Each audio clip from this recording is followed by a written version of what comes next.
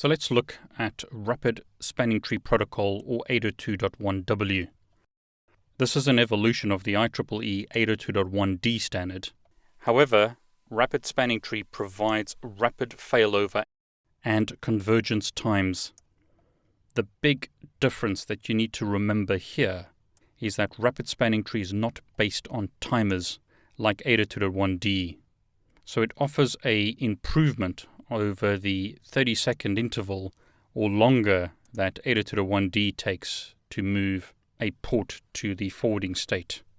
What Rapid Spanning Tree does is it uses a bridge-to-bridge handshake mechanism which allows ports to move directly to forwarding rather than waiting for the port to move from listening to learning to forwarding. It is backward compatible with 802.1d, is transparent to end users, and is standards-based, but it does introduce some enhancements including new port role assignments and port states, a new BPDU format and BPDU processing, a bridge-to-bridge handshake mechanism, and different topology change notifications and processing procedures. So what are port states and port roles in 802.1d and Rapid Spanning Tree? There are only 3 port states in Rapid Spanning Tree: learning, forwarding, and discarding. In 802.1d we had disabled, blocking, and listening, and these have been merged into the discarding state. So when you administratively disable a port, that's called disabled in 802.1d, but it's called discarding in 802.1w or Rapid Spanning Tree. A blocking port that does not forward user data frames and ignores incoming data frames is called discarding in 802.1w. A listening port is not used in 802.1w. A learning port is known as a learning port, and a forwarding port is known as a forwarding port in 802.1w. So we have learning, forwarding, and discarding. Disabled, blocking, and listening have been merged into the discarding state in 802.1w. Cisco still uses the term blocking for discarding, so just see those terms as interchangeable terms. Blocking is discarding and discarding is blocking. So what about port roles?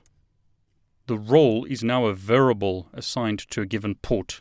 Previously we had root ports and designated ports, and those remain, but blocking ports are now split into what are called backup and alternate port roles. Spanning Tree will determine the role of the port by looking at the BPDUs received and deciding which one is more useful than another. A more useful BPDU is a BPDU that has a lower path cost or a better path to get to the root bridge. So let's start with a root port.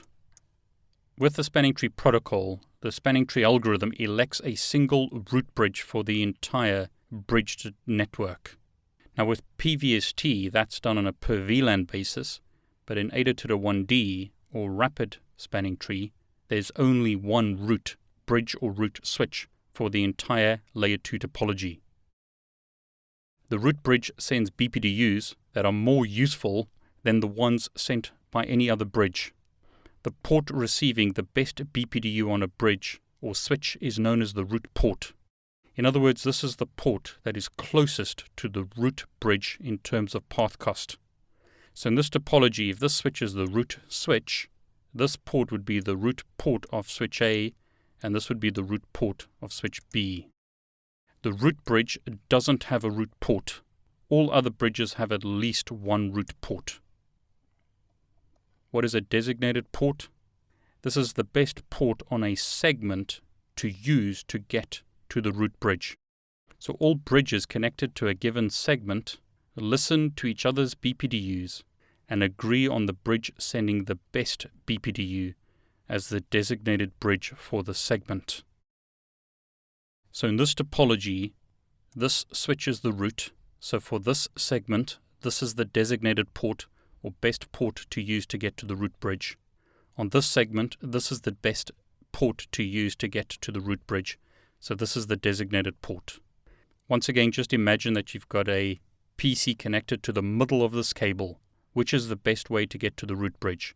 This way or this way. And as we can see, this is the best path or best way to get to the root bridge. So this is the root port. It's much quicker to go this way than it is to go this way. So this is the designated port. On this segment, let's assume that we've got a hub connected here. This port has been chosen as the designated port, and that may be because this switch here has a lower bridge ID than switch A, and this is port 1, which is lower than port 2, so this is the designated port on that segment. Now what about alternate and backup port roles? These correspond to the blocking state in 802.1d. A blocked port is defined as any port that is not a designated or root port. A port remains blocked as long as it receives more useful, in other words better, BPDUs than the one it would send out on the segment. Therefore, a port must receive BPDUs in order to stay blocked. If it doesn't receive BPDUs, it will transition to the forwarding state. So in rapid spanning tree, there are two types of blocked ports. An alternate port is a port that is blocked because it's receiving more useful BPDUs from another bridge on the segment. So in this example, this port is the designated port on, let's say, switch B. On switch A, this port is an alternate port because more useful or better BPDUs are being received on this segment from switch B than from switch A. And that may be because the priority of switch B is lower than the priority of switch A. A backup port is a port that is blocked because it's receiving more useful BPDUs from the same bridge that it's on. So in this example, we're assuming that this port, and this port are connected to a hub. This port becomes the backup port. It's connected to the same switch as this designated port, but it may be a higher port number, therefore it becomes the backup port.